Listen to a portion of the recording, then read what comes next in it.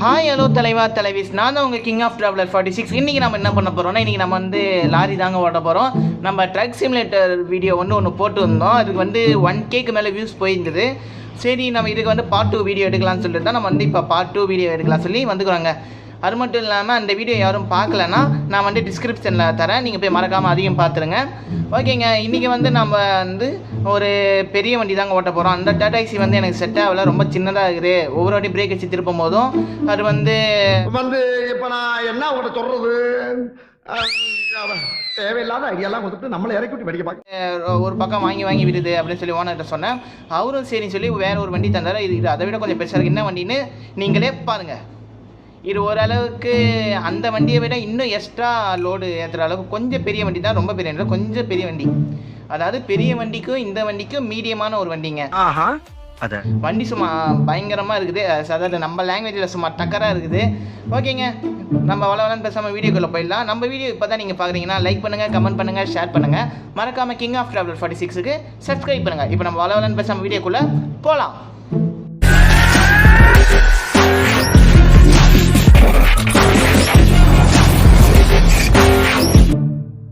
ஓகேங்க, நாம் இப்போ வந்து அடுத்ததாக நம்ம வண்டியை பற்றி கொஞ்சம் சொல்லிடுறேன். நம்ம வண்டியில் வந்து இந்த வண்டியை வாங்கினோன்னு இப்போ தான் வாங்கினேன். இந்த வண்டி வாங்கினோன்னே வந்து இந்த ஃப்ரண்ட்டு பம்பரு அந்த கண்ணு மாரி லைட்லாம் வராது, அதெல்லாம் நம்ம தனியாக வாங்கினோம். இப்போ வந்து பார்த்திங்கன்னா வண்டியோட இந்த ஃப்ரண்ட்டு பம்பர் வந்து நம்ம எக்ஸ்ட்ரா ஃபிட்டிங்கில் போட்டுக்கிறோம். அதுக்கப்புறம் இந்த கண்ணாடியில் வந்து ஒரு கண்ணு மாரி தெரியுது பார்த்தீங்களா, அதுவும் வந்து போட்டுக்கிறோம். அது ஒரு 37,000 காமிச்சிரு கேமில். அதுக்கப்புறம் பின்னாடி வந்து பார்த்திங்கன்னா வண்டியோட சேத்துல மழையிலலாம் போகும்போது பின்னாடி வரவங்களை யாரும் தண்ணி அடிக்க வரோம் சொல்லி பின்னாடி அந்த ஷீல்டு மாரி ஒன்று போட்டுக்கிறோம். அது உங்களுக்கு தெரியுதாலேன்னு தெரியல. அதுக்கப்புறமேட்டா வண்டியில் வந்து லைட்டாக பேட்ரி. அதுக்கப்புறம் வண்டிக்கு மேலே வந்து இந்த ஏசி வருது, என்னன்னு தெரியல சரியா, மேலே ஒரு கேப் மாரி போட்டுக்கிறாங்க. அதுவும் ஒரு எக்ஸ்ட்ரா ஃபிட்டிங், அதுவும் போட்டுக்கிறாங்க. இதுதாங்க அந்த கீழே நம்ம போட்டுக்கிற ஷீல்டு. இது வந்து வண்டி ஓட்டும் போது டச் ஆகுமான்னு தெரியல. ரோட்லலாம் நம்ம ஓட்டினா தான் தெரியும். ஒரு வேளை டச் ஆகிற மாரி இருந்தோம்னா நம்ம வந்து அதை மாற்றிடலாங்க. அடுத்து வந்து பேட்ரி வந்து 2 பேட்ரி போட்டுக்கிறோம். அப்புறம் சீட்டு உள்ளெல்லாம் போய் பார்க்கலாம். அதுக்கப்புறம் இந்த இடத்துல வந்து ஒரு சின்ன ஃபால்ட் இருந்தது, அதையும் ரெடி பண்ணிட்டோம். அதுக்கப்புறமேட்டா இது தாங்க வண்டியோட பேக் அந்த லோடு ஏற்றுற ஏரியா. அதுக்கப்புறமேட்டா இதான் வண்டி கேபின் உள்ள இப்படி தான் இருக்கும். கீர் வண்டி இல்லை, கீழே இல்லை, அப்படியே ரேடியோவோட சேர்த்த மாதிரி மேலேயே கொடுத்துக்கிறாங்க. இல்லைன்னே தெரியுது, ஏன்னா ரொம்ப சின்ன வண்டிக்கு தான் இந்தமாரி தந்துக்கிறாங்க நான் பார்த்த வரைக்கும். அதுக்கப்புறமேட்டா வந்து லைட் செட்டிங் பார்த்தீங்களா. ஓகேங்க, இப்போ நம்ம ஸ்ட்ரெயிட்டாக வந்து வண்டிக்குள்ளே போயிடலாம். ஓகே, இன்றைக்கி நம்ம எங்கே போகிறோன்னா இந்த ஓகே இந்த மேப் தான். மொத்தம் 1 2 3 4 5 6 மேப்பு நம்ம வந்து இன்றைக்கி தாண்டி போகிறாங்க. அதாவது வண்டி இன்றைக்கி வந்து என்ன லோடு தெரியல, நம்ம லோடு ஏற்றுற ஏரியாவுக்கு போனால் தான் தெரியும். இப்போதைக்கு டிரைவ் த ரைஸ் ஃபார்ம்னு இருக்குது. இப்போ நம்ம வந்து ஏதோ ஒரு நெல் இருக்கிற இடத்துக்கு போகணும்னு நினைக்கிறேன். அதாவது நெல் இருக்கிறன்னா வயலுக்கு போகணும்னு நினைக்கிறேன். அங்கே வந்து நெல்லெல்லாம் அறுத்து வச்சுருப்பாங்க. அங்கே இருக்கிற லோடை நம்ம ஏற்றிக்கின்னு ரைஸ் மில்லுக்கு போக சொல்லணும்னு நினைக்கிறேங்க. ஏன்னா வந்து அந்த வயலில் இருக்கிறலாம் அந்த வக்கீல்லே தான் நெல்லெல்லாம் இருக்கும். போய் அந்த மிஷினில் வந்து கொடுத்தோன்னே அந்த நெல்லை வந்து தப்பாக சொல்கிற மாரி இருக்குது. அதான் நெல் வந்து அந்த ரைஸ் மில்லில் கொடுத்து அந்த நெல்லை வந்து அரிசி ஆக்கிடுவாங்க. ஓகே, கரெக்டாக சொல்லிட்டேன்னு நினைக்கிறேன். நிறைய போறான்டா. ஒருவேளை நான் என்ன தப்பாக சொல்லியிருந்தா மன்னிச்சிடுங்க. உங்களுக்கு தெரிஞ்ச கமெண்ட்டில் கமெண்ட் பண்ணுங்கள். ஓகேங்க, இன்றைக்கி நம்ம வந்து ஸ்ட்ரெயிட்டாக வண்டி எடுத்துன்னு வேகமாக போகலாம். ரொம்ப இது ஓரளவுக்கு ஓகேங்க. நம்ம இதுக்கு முன்னாடி ஓட்டணுமே டாட்டாச்சு. ஐயோ அதுதான் பயம். இப்படி திருப்பினா அப்படி வாழிடுது. ஆனால் மியூசிக் போட்டாலும் ஒரே நல்ல பெரிய ஆரி ஜெயராஜ் ஆயிடுவேன். ஆனால் நல்ல கார், அது ரொம்ப நல்லா வசதியாக இருந்துருங்க. ஒவ்வொரு வாட்டியும் வந்து ஸ்கிரிப்ட் அடிக்கும் போது நம்ம கேப்லாம் அது வந்து எப்படி சொல்லுது, ஒரு டாட்டாக்ஸி ஓட்டுற மாதிரியே இல்லைங்க, அப்படியே ஒரு பைக் ஓட்டுற மாதிரி ஒயின்னு பூந்து ஓட்டணும். ஓகே, இன்றைக்கி நம்ம வந்து இந்த வண்டியை செக் பண்ணி பார்க்கலாம். இது கொஞ்சம் பெருசாக இருக்கிறதுனால நம்மளால் கேப்பெல்லாம் அடித்து ஓட்ட முடியுமான்னு தெரியல. பட் இருந்தாலும் போராடுவோம். ஓகே, அப்புறம் முக்கியமான ஒரு விஷயம், வெரி முக்கியமான விஷயம், நம் தலைவலி கிளீனரும் நமக்கு ஹெல்ப்பாக வந்துள்ளார். அவர் வாயில் ஒரு பிளாஸ்டரை ஒட்டி வைத்து தான் நான் கூட்டு வந்துள்ளேன். ஏனென்றால் நமக்கு வண்டி ஓட்டி பிபி ஆகுதோ இல்லையோ, ஆனால் இவர் பேசியே எல்லோருக்கும் தலைவலியை கொண்டு வருகிறார். அதனாலேயே தாழ்மையுடன் அவரிடம் கைகாலை கட்டி போட்டு வாயில் ஒரு பிளாஸ்டரை ஒட்டி மிக பாதுகாப்பாக வண்டியை நம் இருக்கையில் உட்கார வைத்து அழைத்து வந்து கொண்டிருக்கிறோம். இதோ பாருங்க, சைடு வாங்குறேன்னு சொல்லி இதை பார்த்தோன்னே நம்ம பண்ண ஆக்சிடெண்ட் தான் ஞாபகம் வருது. நாமளும் இந்தமாரி தான் சைடு வாங்கலாம்னு போய் வணக்கம்டா மாப்பிள்ளை அப்படின்னு சொல்லும்போது ஒரு ஆப்போசிட்டில் வந்து ஒரு இடி. அதுதான் நம்ம பண்ண பெரிய ஆக்சிடென்ட்டு. அதனால தான் நம்ம பஸ்ஸை கூட போய் சர்வீஸ் விட்டு எடுத்துன்னு வந்துக்கிறோம். அதுக்கான அந்த பஸ்ஸை கூட முந்தா நேற்றோ தான் நம்ம ஒரு டூர் வீடியோ போட்டுருந்தோம். அந்த பஸ்ஸில் லைன் பஸ் தான் இருந்தாலும் நம்ம ஃபஸ்ட் டைம் ஓட்டலாம், பஸ்ஸு அப்படியே நம்ம நல்லா கண்டிஷனில் இருந்தால் செக் பண்ணிக்கலான்றதுக்காக டூர் பஸ்லேயே நம்ம எடுத்துன்னு போயிட்டோம். அதுக்காக வந்து என்னடா நீ செக் பண்ணுறது வந்து பேசஞ்சரோட வாழ்க்கை தான் கேட்குறான்னு அப்படிலாம் இல்லைங்க. ஒரு பஸ்ஸு வந்து நம்ம சர்வீஸ் போயிட்டு வந்துருச்சுன்னா ஒரு ஆர்டிஓ ஆஃபீஸில் போய் நம்ம காட்டணும், அவங்க அப்ரூவல் கொடுத்தா அதுக்கப்புறம் தான் ஆன் ரோட்டில் வந்து சவாரி டூரு லைன் அந்த மாதிரி விட முடியுங்க. அதெல்லாம் செக் பண்ணி தான் கொண்டு வந்தேன். நான் வந்து எதுக்கு சொன்னேன்னா எனக்கு எல்லாமே வந்து பர்ஃபெக்டாக இருக்குதா அதுக்கு பார்க்கறதுக்காக மட்டுமே நான் வந்து கொண்டு வந்தேன். யாருமே தப்பாக நினச்சிக்காதீங்க, எல்லாம் லீகலாக தான் நடக்குது. ஓகே, ஓ மை காட், பேசிக்கினே நம்ம அந்த ரோடுக்கு வந்துட்டேன். இப்போ ஒரு யூடியூப் நெக்ஸ்ட்டு நம்ம இந்த பக்கம் வந்துட்டேங்க. ஷேபா பாப்பா கண்ணே முடியல வேறு. நீ வேறு காலையில் வந்து சவாரி வரும்னு பார்த்தா நைட்டு சவாரியை வச்சுட்டாங்க. ஒன்றும் பிரச்சனை இல்லைங்க, ஆனால் நம்ம சாப்பிட முடியாது. சாப்பிட்டோன்னா தூக்கம் வரும். ஏன்னா நம்மலாம் காலியா மாதிரி சாப்பிட்டோன்னே கொரட்டை விட்டு தூங்கிடுவோம். அதனால தான் வந்து சாப்பிட போகிறது கிடையாது. அப்பப்போ சும்மா லைட்டாக தண்ணி, அதுக்கப்புறம் தண்ணின்னா அந்த தண்ணியில் குடிக்கிற வாட்டர், ஓகேவா, அது தண்ணி மட்டும் குடிச்சிட்டு அதுக்கப்புறமா தான் வெளியில் எங்கே டீ பப்ஸு அந்த மாதிரி என்ன ஸ்நாக்ஸ் ஐட்டமாக சாப்பிட்டு அது மட்டும் சாப்பிட்டு போய் ரைஸ் மில்லில் லோடை இறக்கிட்டு அதோடு நம்ம திரும்பி ஸ்ட்ரெயிட்டாக வந்து ஷெட்டில் வண்டியை விட்டுட்டு நம்ம பஸ்ஸு என்ன மாற்றிடலாங்க. நமக்கு வந்து ஸ்டைலுனா பஸ்ஸு தான். நமக்கு வந்து ட்ரக்கு லாரி மேலாம் அவ்வளோ இன்ட்ரெஸ்ட் இல்லை. லாரியெல்லாம் ஓட்டுறதுலாம் ஐயோ ரொம்ப ரிஸ்க்கான வேலைங்க. அவங்களுக்கெல்லாம் ஒரு சல்யூட்டு தான் வைக்கணும்.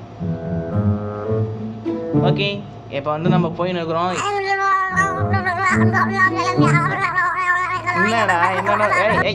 என்னடா சொல்ல வர அடங்க இந்த இருங்க மூலயமா வாயை கொஞ்சம் விட்டு பார்ப்போம். அமைதியாக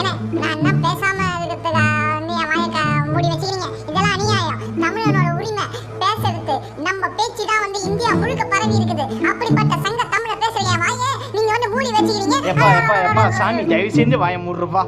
ஐயோ தெரியாதனமா அவன் வாயை திறந்து விட்டான்டா. எங்கள் அப்பா திறந்து விட்டோம், ஆன் பண்ணி விட்டோன்னே ஸ்டார்ட் ஆன இன்ஜின் மாரி கொப்பளிக்கிற. சரி நான் எதுவும் பேச மாட்டேன். எனக்கு ஒரு சின்ன டவுட்டு. உங்களுக்கு பஸ் ஓட்டிட்டு டாடாசி ஓட்டுறதுனால உங்களுக்கு என்ன சோகமா இருக்குறீங்களா? இந்த வண்டி ஓட்டுறதுல என்ன ஃபீல் பண்றீங்களா? அப்படியெல்லாம் இல்லைடா. நம்ம எந்த வண்டி ஓட்டினா என்ன, நம்ம செய்கிற வேலை நமக்கு மனசுக்கு பிடிச்சிருந்தா எந்த வேலையுமே வந்து கஷ்டமான வேலையே கிடையாது. அதேமாரி எந்த வேலையும் வந்து எதுக்குள் செலுத்ததும் கிடையாது. பஸ்ஸு ஓட்டினா என்ன, டாடாசி ஓட்டினா என்ன, ரெண்டுமே வந்து நமக்கு தெய்வம் மாதிரி தான். ஏன்னா வந்து நமக்கு வந்து கஷ்டமான நேரத்தில் இந்த ஒரு வேலை தான் வந்து நமக்கு 3 வேளை சோறு போட்டுக்குது. நம்ம செலவுலாம் வந்து அதுதான் சமாளிச்சுக்குது. அப்போ வந்து இந்த வேலையும் வந்து நம்மளுக்கு ஒரு நல்ல வேலை தான். இந்த உலகத்தில் எந்த வேலையுமே மோசமான வேலைன்னு சொல்லி சொல்லவே முடியாது. ஏன்னா வந்து நமக்கு வந்து உதவி செய்கிறது அந்த ஒரு தொழில் தான். நம்ம தொழிலை நம்ம தெய்வமாக பார்த்தா நம்ம தொழிலே வந்து நம்ம கஷ்டமான நேரத்தில் வந்து நம்மளை காப்பாற்றும். என்ன புரியுதா? நல்லது சொன்னால் இந்த காலகட்டத்தில் பூமர் தானே சொல்லுவீங்க. ஓகேங்க, நம்ம இப்போ வந்து லோடு ஏற்றலான்னு வந்துட்டோம். லோடு முதல்ல ஏற்றிடலாம். இந்த க்ரீன் லைட்டில் அப்படியே நிப்பாட்டோம்னா லோடு ஏற்றிடுவாங்க. எப்பா இன்னும் இவ்வளோ பெரிய மூட்டை. ஆமாம், இந்த சைடில் கூண்டெல்லாம் எப்படி வச்சிங்க? அதுக்கெல்லாம் தனி ஒரு ஒர்க்கு இது பண்ணுமே. பொதுவாக வந்து ஒரு டாடாசி வந்து நம்ம வாங்கினோன்னா மேலே இந்த சைட்லலாம் கூண்டு இல்லாமல் தான் வரும். முன்னாடி பம்பர் இருக்காது, எக்ஸ்ட்ரா ஃபிட்டிங் எதுவுமே இருக்காது. வெறும் வண்டி கேபின்னு பின்னாடி அப்படியே ஒரு ஃப்ளாட்டாக இருக்கும், கூண்டெல்லாம் இருக்காது. அது வந்து நம்ம வாங்கின வந்து ஒரு ஒர்க் ஷாப்பில் விட்டு அவங்க தான் அந்த சைடில் கூண்டு எக்ஸ்ட்ரா ஃபிட்டிங் பம்பரு அப்புறம் அந்த சைடில் ஏறி நிற்கிறது அதெல்லாம் செட் பண்ணி தருவாங்க. இவங்க எப்படி தான் வந்து அந்த லோடு ஏற்றுற கேப்பில் டப்புன்னு வந்து அந்த கூண்டை கட்டிடுறாங்கன்னு தெரில. ஆனால் பெரிய ஆளாக தான் இருப்பாங்க போல. இங்கே பார்த்தீங்களாங்க, நாம் தாங்க இந்தமாரி ஓவர்டேக் பண்ணி போவோம். இப்போ என்னன்னா வந்து இவனுங்க நம்மள ஓவர்டேக் பண்ண போகிறானுங்க. என்ன பண்ணுறது, வண்டி பிக்கப் ரொம்ப ஸ்லோவாகுதுங்க. பாருங்க 4ஆவது கீர் தானே வருது. இப்போ தாங்க 80 தொடுது. நம்ம பஸ்ஸெல்லாம் 3ஆவது கீர்லேயே வந்து 100 தொட்டுருங்க. ஐயோ விலகு இப்போ பாருங்களேன். ஆனால் இதில் வந்து நம்ம ஈஸியாக வந்து கட்டடிக்க முடியுதுங்க. அது இந்த வண்டியில் எனக்கு ரொம்ப பிடிச்சிருக்கு.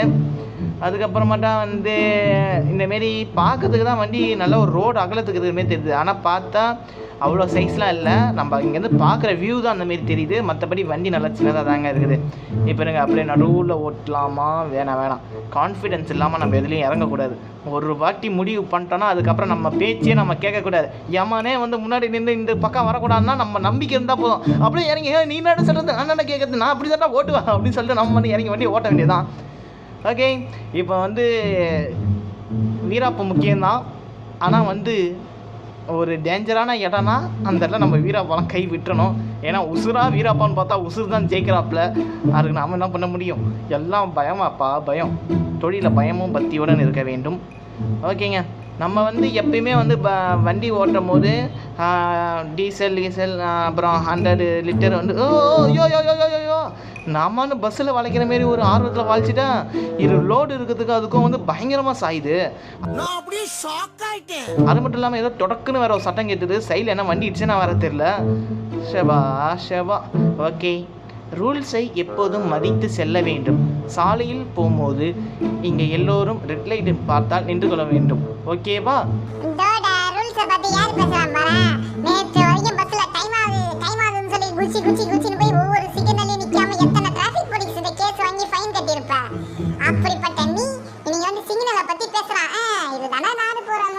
டேய் கொஞ்சமாச்சு நான் பர்ஃபார்மன்ஸ் பண்ண விட்றா. நான் ஏன் வந்து அந்த மாதிரி டைம் போனால் நமக்கு வந்து அப்போ டைம் பிரச்சனை இருந்து அதனால நான் வந்து வேகமாக போனேன். அப்போ கூட வந்து நம்ம டிராஃபிக் போலீஸ்லாம் வந்து அந்த இடம் சேஃப்டியாக இருக்குதான்னு பார்த்து தான் நம்ம அதுக்கேற்ற மாதிரி வேகமாக ஓட்டுறோம். கரெக்டாக? அதனால் வந்து அதாவது தேவையில்லாத விஷயத்துக்கு தான் நம்ம வேகமாக போகக்கூடாது. இப்போ தான் நமக்கு டைம் அதிகமாக இருக்குது. எதுனா டைமிங்கை நான் குச்சின்னு போகிறோம். நம்ம வந்து அதாவது இந்த லாரி லைஃப்லேயும் வந்து டைமிங் ப்ராப்ளம் இருக்குது. ஆனால் நமக்கு வந்து டைமிங் பிரச்சனைலாம் இல்லை. ஓனர் வந்து பொறுமையாக வந்தாலும் பரவாயில்ல, கொஞ்சம் லேட்டாக கூட வாங்க, அந்தளவுக்கு அர்ஜென்ட் இல்லைன்னு சொல்லிட்டாங்க. நம்ம வந்து இப்போ மழை பெய்யறனால நெல்லெல்லாம் நனையும். அதனால மேலே போட்டு ஒரு ஷீட்டை போட்டு நம்ம அப்படியே போயிடலாம். அது ஒன்றும் பிரச்சனை கிடையாது. ஓகேவா? நீ உடனே வந்து நம்மளோட ஃபேமிலி கிட்டலாம் வந்து எதனா சொல்லி அவங்க என்ன கமெண்ட் வந்து எங்கிட்ட சண்டை வாங்க போகிறாங்க. நீ ரொம்ப ஓகேம்மா, நீ மட்டும் அந்த டிராஃபிக்லாம் மாற்றி போகிற, எங்களை மட்டும் போக சொல்றியா, இன்னும் லந்தா அப்படின்னு கேட்ட போகிறாங்க.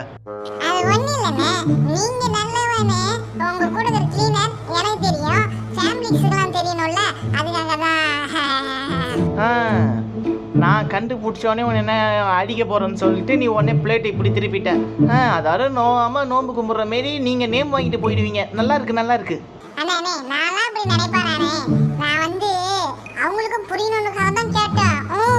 என்ன போய் தப்பா நினைக்கிறீங்களே? நான் எப்பயுமே உங்க நல்லதுக்காக தானே எதிர்பார்ப்பேன். டேய் ரொம்ப ஐஸ் வைக்காதடா, வண்டி ஒரு பக்கம் வாங்குது. ஓகேங்க, நம்ம வந்து இப்போ நெக்ஸ்ட் மேப் வந்துட்டோம். இப்போ டைம் கரெக்டாக பார்த்தீங்கன்னா எனக்கு தெரிஞ்சு ஒரு 7:50ன்னு நினைக்கிறேன். 7:50 இருக்கும். 7:50 6:50 தெரில, 6:50 தான் நினைக்கிறேன். என்னது கண்ணு அதுவும் போய்கிட்டு இருக்கா? ஆமாம் 6:50க்கு இங்கே செம்மையாக இருட்டிடுச்சு. ஷபா, இங்கே இருக்கிற பாலெல்லாம் பார்க்கவே செம்ம அழகாக இருக்குதுங்க. ஒவ்வொரு இடத்துலையும் வந்து நல்லா செலவு எடுத்து பண்ணிக்கிறாங்க. ஓகேங்க, நான் அப்புறம் உங்களுக்கு முக்கியமான ஒரு விஷயத்த சொல்ல போகிறேன். நம்ம அடுத்த வரப்போகிற பஸ் வீடியோவில் உங்களுக்கு ஒரு ரொம்ப பெரிய ஒரு சர்ப்ரைஸ் இருக்குது. நானே ரொம்ப நாளாக ஆசைப்பட்ட விஷயம். என்ன அது இவ்வளோ நாளாக எப்படி பண்ணுறதுன்னு தெரியாமல் தான் வந்து கேம் வந்து விளையாண்டுருந்தேன். இப்போ புதுசாக வந்து அது ஒரு ஃப்ரெண்டு மூலியமாக வந்து நான் அந்த கேமில் வந்து அந்த அந்த மோடை நான் ஆக்டிவேட் பண்ணிட்டேன். அது உங்களுக்கு தெரியும்னு நினைக்கிறேன். ஒருவேளை தெரிஞ்சவங்க வந்து கமெண்ட் பண்ணுங்கள். நானே நீ சொல்லாமல் எனக்கே பூரா தெரியும்னு நீங்கள் கேட்குறது என் காதில் விழுது. அது வந்து எப்படின்னா வந்து நீங்களே வந்து யோசிச்சு, ஸோ அதனால் நான் வந்து உங்களுக்கு சொல்ல போகிறது கிடையாது. உங்களுக்கு கண்டுபிடிக்க முடிஞ்சால் கண்டுபிடிங்க. ரொம்ப ஈஸி தான் உங்களுக்கு. நீங்கள் கண்டுபிடிச்சிடுவீங்கன்னு நினைக்கிறேன். காலையில என்ன விளையாட்டு காட்டுறாங்க, எப்படி எல்லாம் சோதிக்கிறாங்க. பொழுது விடிய விட மாட்டேங்கிறாங்களே ஐயா. வேமனை தான் தப்புன்னு நினைக்கிறேன். நான் தான் சிக்னலை கவனிக்காமல் பேசிக்கினே வந்துட்டேன்னு நினைக்கிறேன். கார் தலைவா சாரிப்பா, இருப்போம் போல் வைப்பர் ஆஃப் பண்ணுறோம். ஏன்னா மழை பெய்தப்போ வைப்பர் ஆன் பண்ணால் அப்புறம் கண்ணாடி கீழெல்லாம் விட்டுக்கும். அவன் இதையும் அந்த ஓனர் முடிய சம்பள காசில் தான் பிடிப்பார். என்ன ரோடுறா இது? அங்கேருந்து பெருசாக வந்து திடீர்னு சின்னதாக வந்தேன்னா ஏதோ நான் லோக்கல் ஆளுன்றதுனால ஈஸியாக வந்துட்டேன். வெளியூர்ந்து வரான் பாஞ்சின்னு வந்தானா அவ்வளோதான். வர்ற ஸ்பீடில் போய் சேர்ந்துருவான். சரி, ஐயோ ஒருத்தன் கூட சரியில்லை. இப்படித்தான் வந்து ரோட்லேயும் வந்து ஊழல் பண்ணுறாங்க. இதெல்லாம் தட்டி கேட்கணும். அதனால் நானே இன்னிலேருந்து இந்தியன் தாத்தாவாக மாற போகிறேன். எடுக்கிற செல்லை போய் எடுக்கிற வீடியோவை சும்மா சொன்னேன். நமக்கு நம்ம வேலையே அதிகமாக இருக்குது. அதுக்குன்னு நம்ம வந்து அநியாயத்தை தட்டி கேட்காம இருக்கக்கூடாது. நாமளும் இறங்கி அநியாயத்தை தட்டி கேட்கணும் அந்த ஸ்பாட்டில். ஆனால் நம்ம இப்போ ஸ்பாட்டை தாண்டி வந்துட்டோம். அதனால நம்ம அந்த ஸ்பாட்டில் நம்ம கேட்கல. அடுத்த வாட்டி ஒரு ஸ்பாட் வந்து நல்லா இறங்கி நம்ம பேசுவோம். இதேமாரி நம்மளோட வாழ்க்கை தொடராதுன்னு நினைக்கிறேன். இந்தமாரி ஆப்போசிட்டில் வந்துச்சுன்னா நம்ம அதிகமாக டயலாக் பேசிக்கின்னு அடிக்கடி ஒரு வண்டிக்கு முன்னாடி போய் நிறுத்திடுறோம். நம்ம பஸ்ஸுனா பரவாயில்ல, பிரேக் அடிச்சா டப்புன்னு நின்றோம். இது இங்கே பிரேக் அடிச்சா தான் அங்கேயே போய் நிற்கிது. ஆண்டவா என்ன பண்ணுற போகிறோம். வாழ்க்கையே சுகமாக போகுதுங்க. பஸ்ஸை எடுத்தாலே திட்டுற அதர் பஸ் டிரைவர்ஸ், கூட இருந்தீங்கன்னே தலைவலியான கிளீனர், எங்கே போனாலும் பஸ்ஸை போய் ஓட்டி எனக்கு கலெக்ஷன் கரெக்டாக பண்ணணும்னு சொல்கிற ஓனர், நீ எப்படி வேணா ஓட்டு ஆனால் சேஃப்டியாக ஓட்டுன்னு சொல்கிற பேசஞ்சர்ஸ், ரொம்ப கஷ்டமாக இருக்குங்க. ரொம்ப கஷ்டம். பத்தாவதுக்கு வேறு ஒரு நிம்மதியாக ஒரு சைடு கூட வாங்க முடியல. அப்படியே ஆப்போசிட்டில் வந்துடுறாங்க. காலங்கள் கடக்க ரோட்லலாம் வந்து டிராஃபிக் அதிகமாகினே போகுதுங்க. ஷேவா வண்டியோட வெளியே வந்து லுக் இப்படி தாங்க இருக்குது. ஓட்டும் போது வந்து ஆனால் இப்படி பார்க்கும்போது வண்டி நல்லா பெரிய வண்டி மாரி தாங்க தெரியுது. ஆனால் இந்தமாரி டாடாய்சி வந்து இப்போ அசோகா லைலாண்ட் தான் இந்தமாரி ஹெவி லோடு ஏற்றுற மாரி ஒரு டாடாய்சி கொண்டு வந்துக்கிறாங்க. இல்லை இது எப்பயோ வந்துச்சு, நான் இப்போ தான் பார்த்தேன். ஒரு பிளாக் கலர் டாடாய்சி பார்த்தா நார்மல் டாடாய்சியை விட நல்லா கொஞ்சம் பெருசாக மாடல் தான் சரியாக நான் கவனிக்கல. ஆனால் அது அசோகா லைலாண்ட் மட்டும் பர்ஃபெக்டாக தெரிஞ்சுதுங்க. அதில் நல்லா ஹெவி லோடு ஏற்றலாம். கிட்டத்தட்ட ஒரு பாதி லாரிக்கு சமமாக இருந்தது அந்த டாடாய்சி. அது வந்து பார்க்குற யாராவதுக்கு தெரிஞ்சுன்னா கமெண்ட் பண்ணுங்கள். ஓகே, நம்ம அடுத்த மேப் பண்ணிட்டோம். பரவாயில்லையே, இந்த ரோடு நல்லா ஃப்ரீயாக இருக்குது. ஏன் இந்த ரோடு ஃப்ரீயாக அதை பற்றி ஆச்சரியப்படுறேன்னா, ஏன்னா ஸ்டார்டிங் டைம்லலாம் வந்து அதிகமாக யார்ட்டுமே வண்டியே இருக்காது. ரோட்டில் எப்படின்னா நம்ம வந்து ஸ்ட்ரெயிட்டாக கூட நம்ம மட்டும் நடந்து போயினே இருக்கலாம். ஆனால் இப்போ அப்படி இல்லை. ஒரு வீட்டுக்கே ஒரு காரு 2 காரு 2 பைக்குன்னு ஒரு வீட்டுக்கே அத்தனை வண்டி வச்சுருக்குறாங்க. ஸோ அதனால் வந்து ரோட்லலாம் ஹெவி டிராஃபிக் ஆகுதுங்க. அதான் சொல்கிறேன், ஒவ்வொரு வாட்டியுமே வருஷங்கள் போக போக வண்டியெல்லாம் அதிகமாகினே போகுது. டிரைவர்ஸ் எல்லாம் தாங்க ரொம்ப பாவம். ஏன்னா வந்து டைமுக்குள்ளே கொண்டு போகணும்னு சொல்லி டிராஃபிக்லலாம் வந்து மாட்டிப்பாங்க. மெயினாக சொன்னால் சென்னை, பாண்டிச்சேரி இந்தமாரி ரொம்ப டிராஃபிக்காக இருக்கிற மெயின் ரோடாக இருக்கிற இடத்துல சொல்கிறேன். எனக்கு அதை பற்றி பெருசாக தெரியல. எனக்கு தெரிஞ்ச ஒரு டிரைவர் அண்ணா வந்து இந்தமாதிரி சொல்லியிருந்தேன், ரொம்ப டிராஃபிக்காக இருக்குது, தலைவலியாக இருக்குதுன்னு. நான் அதனால் சொல்கிறேன். அதனால் வந்து டிரைவர்ஸ் அண்ணா வந்து பார்த்தீங்கன்னா தயவு செஞ்சு வந்து அவங்க ஸ்பீடாக போகிறாங்க, ஹார்ன் அடிச்சுனே போகிறாங்கன்னு சொல்லி யாரும் அவங்கள திட்ட வேணான்னு தரணுன்னு கேட்டுக்கிறேன். அவங்க ஹார்ன் அடிக்கணும்னு சொல்லி எதுக்கும் அடிச்சது கிடையாது. எதுக்கு ஹார்ன் அடிக்கிறாங்கன்னா, முன்னாடி போகிறவங்கள வந்து உங்கள் சேஃப்டிக்காக தான் அவங்க ஹார்னே அடிக்கிறாங்க. பத்தாருக்கு வந்து பஸ்ஸு எதனா வந்து சைடில் நின்று இருந்துச்சுன்னா வந்து பஸ்ஸுக்கிட்டலாம் போய் கிட்ட நிற்கிறது, பஸ்ஸுக்கு பின்னாடியே போகிறது, அந்தமாரி போகாதீங்க. ஏன் சொல்லனா, பைக்கு இல்லைன்னா பிரேக்கெல்லாம் நம்ம கால் கீழே இருக்குது, அப்புறம் எல்லாம் பர்ஃபெக்டாக இருக்கும். ஆனால் காரு, டாடா பஸ்ஸெலாம் அப்படி கிடையாது. அது வந்து அதோட சிஸ்டம், பிரேக்கிங் சிஸ்டம், ஆக்சிலேட்டர் சிஸ்டம்லாம் வேறு மாரி இருக்கும். அதில் வந்து எங்கேயாவது ஒரு புஷ் இப்படி அடிச்சுட்டு திரும்ப ரிட்டன் அந்த ஆக்சிலேட்டர் திரும்ப மேலே வரலன்னா அவ்வளோதான், சோழியே முடிஞ்சுது. எனக்கு தெரிஞ்ச கூட ஒரு பஸ்ஸில் வந்து ஒரு வாட்டி அந்தமாரி தான் ரிவர்ஸ் கியர் போட்டு வண்டியை பின்னாடி எடுத்தாங்க ஒரு கோயிலுக்கிட்ட. அப்படி கிட்ட எடுக்கும்போது என்ன ஆச்சு, டப்புன்னு கீர் ஃபஸ்ட்டு கீர் உள்ள பிரேக்கும் அடிக்கல, பிரேக்கும் இறங்கலை. ஆக்சிலேட்டர் அவர் கொடுக்க வேலையான ஆக்சிலேட்டர் மட்டும் எடுத்துன்னு வண்டி சல்லுன்னு பின்னாடி போயினே இருந்தது. அவர் வந்து என்ன பண்ணுறதுன்னு தெரியாமல் வண்டியை போட்டு எவ்வளோ கட்டுப்பட்ட பார்த்தாரு, அவரால் முடியல. பின்னாடி வந்து யாரோ ஹஸ்பண்ட் அண்ட் ஒய்ஃப் வந்து கோயிலுக்கு போயிட்டு வந்துருந்தாங்க போது. அவங்க மேலே அப்படியே போய் வண்டி ஏறி பேக் வீல் இருக்குல்ல, 2 வீலும், அந்த 2 வீல்ஸ் என்ன இருக்குல்ல பேக்கில், அந்த டயருக்கு நடுவில் போய் 2 பேரும் அப்படியே சிக்கிக்கினாங்க. டிரைவர் மேலே தப்பே கிடையாது, வண்டியோட மிஸ்டேக்னால அந்தமாதிரி ஆயிடுச்சு.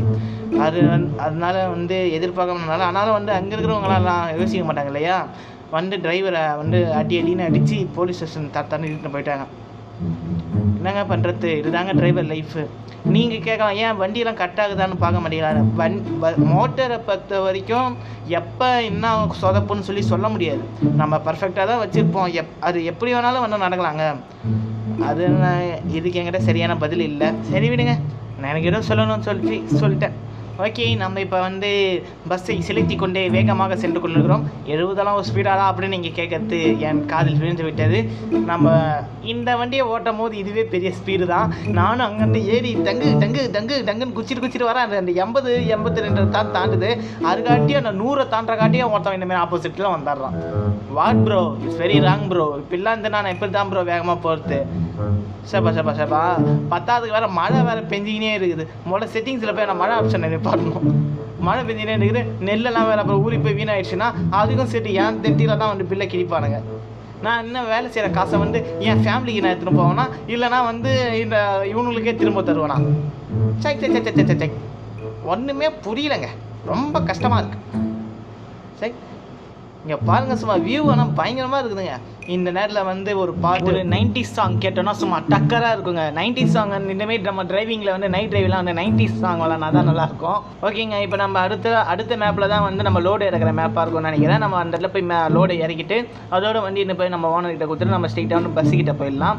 அதுக்கப்புறமேட்டு வந்து இந்த டாடாசி வந்து அதோட வந்து வேறு ஒருத்தர் வந்து ஓட்டுவார். நம்ம பஸ் சிமுலேட்டர் இன்டர்வியூஸில் யாரும் கிடையாது.